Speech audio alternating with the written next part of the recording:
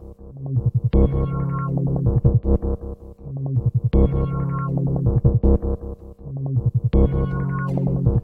sommes à l'aube d'une révolution sans précédent. Je savais que j'aurais dû en acheter il y a 5 ans. C'est pas utilisé par les criminels, ça? L'impact environnemental est loin d'être négligeable. On prépare une ICO qui va tout révolutionner. Ça va jamais marcher en fait. 21 millions. Bienvenue dans 21 millions, l'émission Crypto-Pédago qui vous raconte l'histoire passionnante et mouvementée du Bitcoin et de la blockchain. Chaque mois, nous vous expliquons simplement en quoi cette révolution est économique, politique et surtout philosophique. Je suis Grégory Raymond, crypto-journaliste pour le magazine Capital. Aujourd'hui, je reçois Sajida Zouhari, une personnalité qui est pour moi l'une des plus intéressantes à suivre en France. À 27 ans, elle a une vie professionnelle déjà bien remplie. Ingénieure blockchain pour le géant américain Consensus, titulaire d'un doctorat en informatique, conférencière, cofondatrice de festivals pédagogiques, patronne de start-up, présidente de think tank, militante associative. Ce que j'aime dans sa démarche, c'est qu'elle voit la blockchain comme un moyen d'améliorer la vie des gens. Elle nous parlera de ses projets dans la santé, mais aussi de son initiative Looking for Satoshi, dont le but est de sensibiliser le grand public à cette technologie parfois complexe à appréhender. Quand on l'écoute, on remarque que son désir de transmettre est peut-être ce qui l'anime le plus. Et pour moi, cette voix est très importante, notamment pour les jeunes filles qui pourraient redouter de mettre un pied dans ce milieu, il faut le dire, parfois un peu trop masculin. Sajida Zouhari est l'exemple parfait qui nous dit qu'il ne faut pas hésiter à se jeter à l'eau si l'on est passionné. Bonjour Sajida, est-ce que tu peux nous raconter rapidement ton parcours pour expliquer aux gens qui tu es ? Oui, avec plaisir. Donc moi j'ai fait un parcours assez éclectique. J'ai démarré en médecine, j'ai fait 6 mois en médecine, de manière très courageuse, ce qui au final m'a mené à partir assez vite en école d'ingénieur. À la base, je voulais travailler dans les neurosciences et puis finalement, j'ai vu que ce qui m'intéressait, c'est l'innovation technologique et le travail en équipe. Donc, je suis partie en école d'ingé. J'ai commencé à m'initier à l'informatique, à l'électronique et à l'ingénierie en général. Et j'ai travaillé plutôt sur des projets dans le domaine de la défense, donc principalement avec Thales, Nexter Systems, donc dans les véhicules militaires. Et puis après, pour des raisons, je dirais, éthiques, en dernière année, je me suis réorientée vers la santé. Donc ça m'a permis aussi de renouer avec mes premiers centres d'intérêt. Et suite à ça, j'ai fait un projet de recherche sur la rétinopathie diabétique. Donc j'ai fait un projet de traitement de l'image. Et l'objectif, c'était de détecter des signes de cécité chez des patients avant que ça soit un stade vraiment critique. Donc voilà, encore une fois, comment la technologie peut concrètement servir les humains.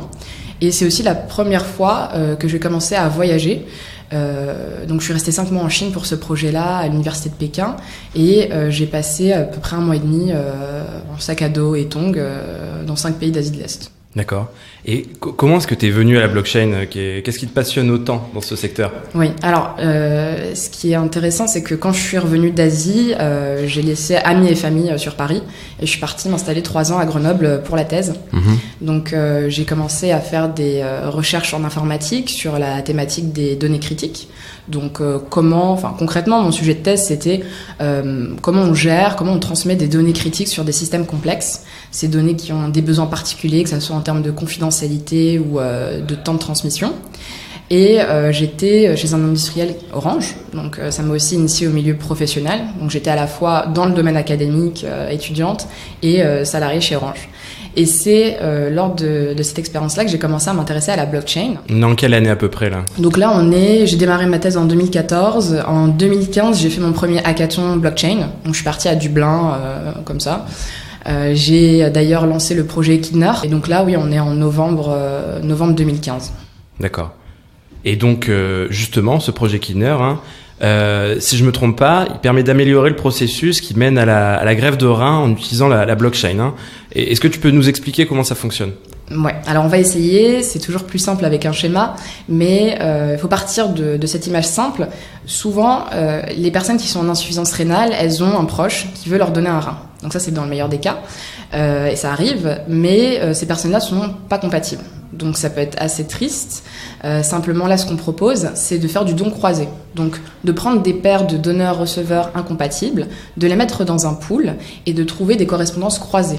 Donc par ce moyen-là, le donneur donne son rein et le receveur reçoit un rein, mais pas de son proche, pas de sa propre paire. Et donc l'objectif de Kidner, c'est de passer à l'échelle ce paradigme, qui a été d'ailleurs étudié par le prix Nobel d'économie Alvin Ross, et de créer un réseau mondial à terme d'hôpitaux qui souhaiteraient collaborer. Ce qui est assez intéressant, c'est que ça mêle blockchain comme outil technique et outil de gouvernance, et aussi de la cryptographie, puisqu'on est sur des données médicales, des données sensibles. Donc c'est aussi en fait le lien qu'il y avait avec ma thèse. D'accord. Et est-ce que là, actuellement, des hôpitaux utilisent déjà ce système ? Non, on n'en est pas encore là. Déjà, ce qu'on essaye d'obtenir, c'est un premier pilote avec des hôpitaux qui seraient partants et de faire quelque chose qui soit un peu en mode simulation. Donc, de voir déjà si ça marche, si on arrive à détecter des pairs. Mathématiquement, on l'a déjà prouvé. On a déjà un démonstrateur qui tourne. On s'oriente. On a testé des architectures Hyperledger quand j'étais chez Orange. Alors, ça c'est quoi ? Hyperledger, c'est un protocole qui permet de créer sa propre blockchain. Et donc, il faut partir de rien. Il faut créer son propre réseau. Là, on s'oriente vers Ethereum. C'est un peu la pensée inverse. On a déjà une blockchain qui tourne mondiale et on bâtit son application décentralisée par-dessus ça. Donc, les deux solutions ont leurs avantages et inconvénients et on rentrera pas dans ce débat-là. Moi, j'essaie toujours de rester très agnostique. C'est aussi ce qu'on apprend en formation ingénieur. Après, j'ai ma propre pensée, ma propre vision qui s'oriente beaucoup plus sur Ethereum. Voilà. D'accord. Et c'est pour ça que tu travailles pour Consensus. C'est ça. Donc l'objectif que j'avais donc directement en fin de thèse, c'était de rejoindre une boîte qui puisse, on va dire, m'apprendre le plus possible sur la blockchain. C'était pas forcément le cas des boîtes en France, donc c'est un constat. On peut trouver ça triste, mais bon, c'est juste un constat. Et j'espère que ça va s'améliorer. Donc j'ai quitté Orange pour rejoindre Consensus dès la fin de ma thèse et j'ai rejoint en fait un réseau international d'intrapreneurs. D'experts mondiaux qui viennent chez Consensus créer leurs propres projets. Ils sont financés à 100% et l'objectif c'est de sortir de Consensus et de faire sa propre start-up. D'accord. Juste, il faudrait, je pense, préciser aux gens qui nous écoutent et qui connaissent pas Consensus, qui est le patron de Consensus, d'où ça vient. Ça serait intéressant. Ouais. Donc effectivement, le CEO de Consensus c'est Joseph Lubin et c'est aussi le cofondateur d'Ethereum. Donc Consensus, par nature, c'est une société qui s'intéresse beaucoup plus à Ethereum, mais aussi il y a pas mal d'agnostiques. Donc de manière générale, moi je me concentre sur des protocoles cryptographiques actuellement et je suis en train de créer un projet qui s'appelle Hellhound avec ma collaboratrice Amira Bouguera et l'objectif, donc c'est vraiment super cool je trouve, c'est de créer une plateforme décentralisée qui permette de faire du calcul sur des données privées sans les voir, donc ce qu'on appelle blind computation pour mettre un petit peu d'anglais. Et ça va permettre, on va prendre un exemple, déjà Kidner peut très bien tourner sur ce type de protocole, c'est aussi pour ça que je travaille sur ça chez Consensus. Ça va être open source, ça va permettre à des applications décentralisées d'utiliser Hellhound dans leur stack, dans leur architecture technique, et donc de pouvoir proposer ce qu'on appelle le privacy by design. Donc ça, normalement, les gens sont familiers, ça fait aussi partie de ce qui a été discuté au niveau de la GDPR, donc protéger au maximum les données personnelles des utilisateurs. Si on prend un exemple 23andMe, qui est assez connu, donc tu sais, c'est l'entreprise qui te permet de faire un test ADN et de voir quelles sont tes origines cachées et d'avoir une révélation sur YouTube si tu le souhaites. Le problème, c'est qu'aujourd'hui, ils sont en train de constituer une base de données juste impressionnante et je trouve assez terrifiante d'ADN de gens du monde entier. Pour moi, c'est presque pire que Google. Avec le système qu'on est en train de bâtir, tu pourrais faire ton prélèvement ADN dans la clinique du coin, à laquelle tu fais confiance et qui est soumise aux régulations de ton pays, envoyer ton fichier chiffré à l'application qui ferait un 23andMe bis décentralisé. Et cette application-là utiliserait Hellhound pour calculer des correspondances et te renvoyer des résultats analytiques sur tes origines ou même découvrir un cousin au 4e degré. Et pour autant, dans le process, à aucun moment, tu n'as donné tes données d'ADN à cette start-up-là. Donc en fait, il est possible, je sais que c'est peut-être difficile à imaginer dans le monde d'aujourd'hui, il est possible de bénéficier d'un service sans pour autant sacrifier ses données dans le process. D'accord. Et j'aimerais qu'on parle d'un autre de tes projets. Justement, chez 21 millions, on aime beaucoup ce qui permet au grand public de se sensibiliser à la blockchain, pardon. Ouais. Et c'était donc assez naturellement qu'on s'est dirigé vers ton initiative Looking for Satoshi, soit en français à la recherche de Satoshi, qui fait allusion au mystérieux créateur du Bitcoin dont on ne connaît pas la véritable identité. Donc, à travers un compte Instagram, on te voit faire le tour du monde à la découverte des initiatives blockchain. Quel est ton but à travers ça ? En fait, moi, j'étais surtout active dans un premier temps dans la communauté française, donc via des meet-up, via la création d'associations. Donc, j'ai cofondé la Chaintech, le BTT qui rassemble, c'est un think tank pour les professionnels de santé et les spécialistes blockchain, et aussi le Blockfest. Et donc, le Blockfest, sont des festivals pédagogiques sur les blockchains. Et notre objectif dans ce collectif-là, c'était d'être hyper inclusif et hyper ouvert et de permettre à des personnes de tous horizons de venir découvrir la blockchain. Et ça, c'est pas très courant, on va dire, dans le domaine de la blockchain, que ça soit en termes d'accessibilité de prix, puisque des conférences à 300, 400 euros et encore, c'est dans la fourchette basse, voilà. C'est pas accessible à quelqu'un qui est juste curieux.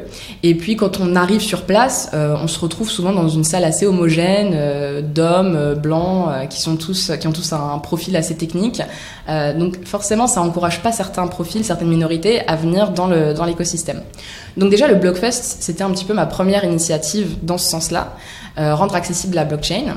Et maintenant, je suis plutôt à l'international et je me suis dit quel est le meilleur moyen de communiquer ce message-là pour que ça touche un maximum de communautés et de jeunes gens ou plus âgés, des gens qui sont en reconversion professionnelle, ça m'intéresse aussi pas mal, à travers le monde. Donc Looking for Satoshi, c'est un tour du monde blockchain au rythme de mes conférences, des hackathons, mais aussi des personnes que je rencontre et qui me demandent de venir dans leurs locaux, visiter leur start-up. Et l'objectif, c'est de dire, voyez par vous-même, d'où l'outil Instagram, visuellement, immergez-vous dans cette vie de blockchain que j'ai et constatez que c'est pas juste des geeks, casser en fait le cliché qu'on a aujourd'hui et casser cette autocensure que les gens se mettent automatiquement. Et je pense aux femmes, je pense à toutes les personnes qui n'ont pas forcément un profil technique, je pense à toutes les personnes en fait qui se reconnaissent pas dans ce public cible, de leur dire en fait que c'est pas une fatalité et que s'ils viennent, ils seront accueillis. Et c'est pour ça aussi que je me rends pas mal disponible sur les réseaux et que je communique beaucoup, parce que je pense que réellement on pourra pas réussir cette révolution blockchain qui est en train de se produire si on perpétue les mêmes schémas et concrètement les mêmes erreurs que celles qu'on a eues lors de l'évolution d'Internet. D'accord. Et c'est plutôt singulier parce que la plupart des ressources sur la blockchain sont souvent sur des supports de recherche assez arides. Donc Instagram fait complètement partie de ce choix. Ah oui, ça fait partie, tant dans le fond que dans la forme, casser les clichés. D'accord. Puisque moi, ma communauté, elle est plutôt sur LinkedIn et Twitter. Sur Instagram, je suis partie de zéro et j'ai essayé de faire quelque chose qui est, je dirais, moins officiel, moins rigide, donc assez coloré, assez fun en fait. Ouais, on voit beaucoup de photos avec des beaux paysages et tout. Voilà, ouais, des photos de soirée aussi, parce que l'écosystème blockchain, c'est aussi un peu comme Internet au départ, pas mal d'extravagance, parfois de mauvais goût, parfois vraiment intéressantes. Là, récemment, j'étais à Berlin pour Être Berlin, qui est concrètement le plus gros hackathon que j'ai vu, donc 1000 personnes. Donc c'est assez massif et donc j'ai pu montrer les locaux, comment se déroulait le hackathon, ce qui se passait après les hackathons. Et donc tout ça c'est vraiment honnêtement pour attirer les personnes à venir dans ce milieu-là, parce que c'est sûr que s'ils s'imaginent qu'on est dans des bureaux toute la journée à lire des papiers de recherche, c'est terminé avant d'avoir commencé.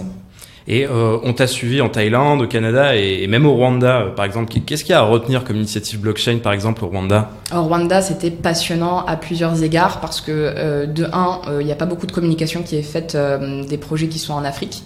On a quand même un écosystème, tant au niveau médiatique que communautaire, très centré sur les États-Unis et, je dirais, l'Europe, l'Asie. Et là, j'ai pu découvrir des initiatives blockchain sur tout ce qui est un peu sécurité sociale, enfin l'équivalent qu'ils ont là-bas. Donc, par exemple, quand les enfants naissent, c'est très compliqué et coûteux de les enregistrer. Donc, du coup, après, ils bénéficient pas de couverture et d'aide pour la scolarité. Et donc là, ils ont trouvé un système en se connectant au mobile, puisque concrètement, en Afrique, ils ont tous des mobiles. Ils utilisent ça aussi pour faire du paiement. Donc, ils ont trouvé cette astuce pour permettre aux femmes, quand elles ont un enfant, par SMS, d'enregistrer leur enfant. Et donc, automatiquement de leur donner une couverture. Donc il fallait y penser. Mais voilà, donc ils ont ce système-là qui est basé sur une blockchain qui va gérer ces registres. Et ils ont aussi le système alors les tontines, je sais pas exactement, ça dépend des pays, ils ont des noms différents. Mais donc les tontines, c'est ces cagnottes entre femmes. Chacune met de l'argent régulièrement et puis quand une en a besoin, elle peut retirer cet argent. Traditionnellement, il fallait aller de maison en maison, voire de village en village, récolter cet argent. Puis après, il y a des règles de gouvernance au sein de cette communauté à respecter. Et là, ils ont tout passé ça sur une blockchain et on peut verser son argent par mobile et on peut également virer l'argent à une des personnes de la communauté de manière automatique. Et ça, c'est absolument extraordinaire pour la communauté locale, en fait. Et l'une des obsessions de Looking for Satoshi, c'est de casser les clichés, notamment en poussant les gens qui n'ont aucune connaissance en informatique à s'intéresser à la blockchain. Mais la question va paraître un peu idiote, mais pourquoi il faut absolument s'intéresser à la blockchain ? Il faut s'intéresser à la blockchain parce que, qu'on le veuille ou non, c'est là pour le long terme. Il faut s'intéresser à la blockchain de la même manière qu'il faut s'intéresser à Internet, j'ai envie de dire. On l'utilise. Ces technologies-là vont être partout ou sont déjà partout. On a déjà un fossé en termes de culture technique. On le voit en France avec des personnes qui doivent faire des services sur Internet et qui savent même pas utiliser leur ordinateur. Donc si on continue comme ça, je sais pas où est-ce qu'on va arriver. On a une économie qui se déplace de plus en plus vers le virtuel. Donc en fait, c'est presque une histoire de pas rater le coche. Donc je pense que le message, c'est de dire intéressez-vous à la blockchain maintenant en tant qu'utilisateur. Il va y avoir des applications accessibles qui vont sortir. Soit devenez utilisateur, testez, n'ayez pas peur. Il y a des valeurs de proposition uniques que vous n'aviez pas avant qui vont être proposées, donc il faut y aller. C'est pas forcément les institutions classiques qui vont encourager les gens à le faire, puisque souvent ces institutions classiques sont quelque peu menacées par le concept de blockchain. Donc il faut être aussi intelligent sur ce point-là et aller chercher l'information par soi-même. Le deuxième point, c'est plutôt pour les gens qui pensent pouvoir contribuer techniquement d'un point de vue stratégie, d'un point de vue métier, enfin peu importe, juste du temps de cerveau sur la blockchain, de leur dire il y a des opportunités d'emploi, il y a des opportunités de projet, il y a des aventures entrepreneuriales qui démarrent. Pourquoi ne pas tenter ?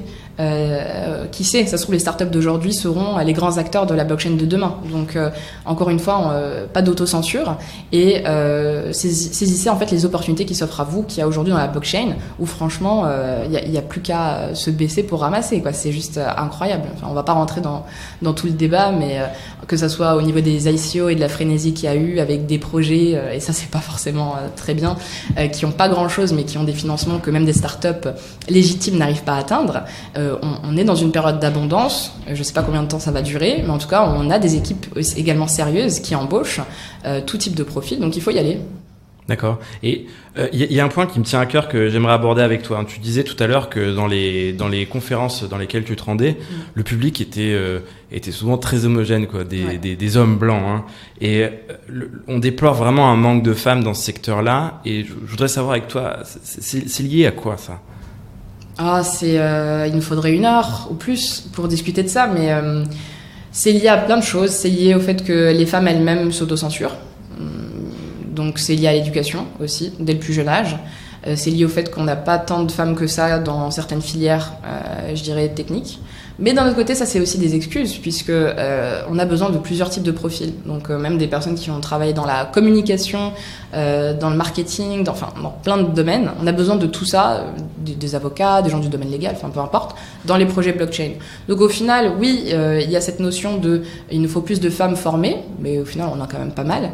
Et le ratio, il correspond pas. Enfin, je veux dire, moi, j'ai fait une école d'ingénieur. De toutes les femmes qui étaient dans ma promo, je n'en connais pas une autre qui est dans la blockchain. Donc, c'est pas vraiment, c'est plus une excuse. Je pense que c'est surtout un manque d'information, un rôle de la part des startups et des sociétés d'aller les chercher. Et oui, il faut aller les chercher, jusqu'à ce que la tendance s'inverse et qu'on n'ait plus à faire ça, mais dans un premier temps, il faut le faire.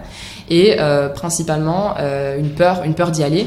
Moi, je peux le comprendre. Le premier meet-up blockchain que j'ai fait, je me souviens, c'était à Paris, dans un appartement à côté des Champs-Élysées. Je suis arrivée dans la salle, tout le monde était en arc de cercle, et il y avait que des hommes, et j'avais la dernière chaise, et j'étais la seule femme, et on m'a regardé avec des yeux énormes, jusqu'à ce que ça soit mon tour de me présenter. Donc je me suis présentée en dernière, et là, tout d'un coup, on a commencé à me parler, à me donner des cartes de visite, à me proposer des collaborations, mais je suis quasiment sûre qu'au début, ils pensaient que j'étais venue rapporter les rafraîchissements. Donc si on n'a pas la personnalité et la confiance en soi nécessaire, il est très facile de se relever, de fermer la porte et d'aller prendre un verre avec ses amis plutôt que de rester là. Et aujourd'hui, tu fais partie des expertes françaises les plus reconnues, hein, vraiment dans la communauté. Mais j'imagine que ça arrive certaines fois que des hommes qui ne te connaissent pas soient surpris de tes compétences dans le cadre de discussions. Alors, il y a des anecdotes d'autres femmes, parce qu'on est un groupe qui s'appelle les Hackeuses. D'ailleurs, j'invite toutes les femmes intéressées à rejoindre ce groupe. Toutes les informations seront fournies dans la description, j'imagine. Mais il y a des anecdotes beaucoup plus, embêtantes. Moi, j'ai pas eu beaucoup de situations complexes. J'ai eu, par contre, ce qu'on appelle le mansplaining. Je sais pas s'il y a une traduction en français pour ça, où on m'a expliqué en long, en large, en travers ce qu'était la blockchain pendant 6 minutes. Parce qu'on présuppose que je ne connais pas ce que c'est, alors que je suis à une conférence blockchain et qu'en fait je suis speaker et qu'en fait je vais parler de blockchain et de cryptographie. Donc moi je le prends d'une manière positive, parce que quand c'est à mon tour de parler, tout d'un coup la personne, le visage se décompose et on rentre dans une vraie discussion très intéressante. Souvent ça donne lieu à des collaborations. Donc il faut aussi être un peu... faut être relax, quoi. Faut pas non plus prendre les choses au premier degré. Mais voilà, dans les anecdotes auxquelles je pensais, c'est par exemple celle qu'on avait partagée dans le groupe des hackeuses, où on avait dit à une speaker, vous êtes là parce que vous êtes une femme, ou bien il faut que vous veniez participer à telle interview. Et si la personne peut pas, on lui dit c'est dommage, on voulait vraiment qu'une femme parle. Ça veut dire quoi? Ça veut dire que en fait la personne a été invitée parce que c'est une femme et non pas pour ses compétences techniques ou métiers. Enfin voilà, c'est ce genre de choses qui peut être gênante. Et qu'est-ce que tu dirais à une jeune fille qui souhaiterait s'investir dans le cadre de ses études dans la blockchain là, aujourd'hui? Bienvenue, et que c'est super. C'est un super milieu. En fait, ce que j'aime beaucoup dans mon travail actuellement, c'est que à la fois on travaille, à la fois on est dans un réseau humain où on peut à la fois brainstormer sur un projet technique à 18h autour d'une bière, comme on peut le faire dans l'avion, comme on peut le faire en conférence. Donc on s'ennuie jamais. On rencontre toujours des gens intéressants, des gens nouveaux. On est toujours confronté à des nouveaux challenges intellectuels, des nouvelles technologies, des projets super intéressants. Moi, j'aime bien tout ce qui est social impact. Donc, quand je vois ce que les gens arrivent à faire avec la technologie qui sert concrètement des personnes dans le monde, ça me passionne, quoi. Donc, c'est un environnement, un écosystème que je conseille très fortement aux jeunes filles, aux jeunes hommes, mais donc principalement aux jeunes filles. Et peut-être qu'elles prennent conscience aussi que c'est leur responsabilité de faire aussi le premier pas. Enfin, au bout d'un moment, il faut y aller, quoi. Et dernière question, pour celles et ceux qui ont envie d'aller un peu plus loin, tu conseillerais de regarder vers quel type de personnalité? Quelles sont les femmes les plus inspirantes en fait dans le milieu en ce moment? À l'échelle française, il y avait une liste qui avait été partagée. Je peux citer, il y a Claire Balva. Qui est déjà passée dans 21 millions. Voilà, exactement. Mamie Crypto qui a créé les Hackeuses, qui est une personnalité très très intéressante. Il y a plein de femmes en fait. Il suffit juste de rejoindre le groupe Telegram pour les voir.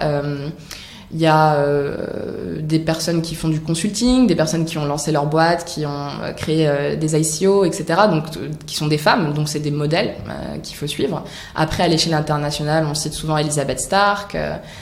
Il y en a plein. Il suffit juste d'aller sur Twitter, de lire la presse, de taper blockchain, femmes, etc. Après, ce que je dirais, c'est qu'il y a aussi une problématique au niveau du fait que ces femmes puissent être médiatisées parce que ce sont des femmes dans la blockchain. Donc on essaye toujours, en tout cas moi j'essaye toujours de garder un juste milieu entre m'impliquer sur la thématique des femmes, mais pas au détriment du concret et du travail qu'il y a derrière. Merci Sajida. Merci à toi. Merci beaucoup à Sajida Zouari pour sa participation à 21 millions. Merci également à Ezad qui a composé le générique. Vous pouvez retrouver leurs références dans la description et nos précédents épisodes sur SoundCloud. N'hésitez pas à me contacter sur Twitter, Grégory_Raymond, pour me suggérer le thème ou la personnalité que vous souhaiteriez entendre au prochain épisode. À bientôt.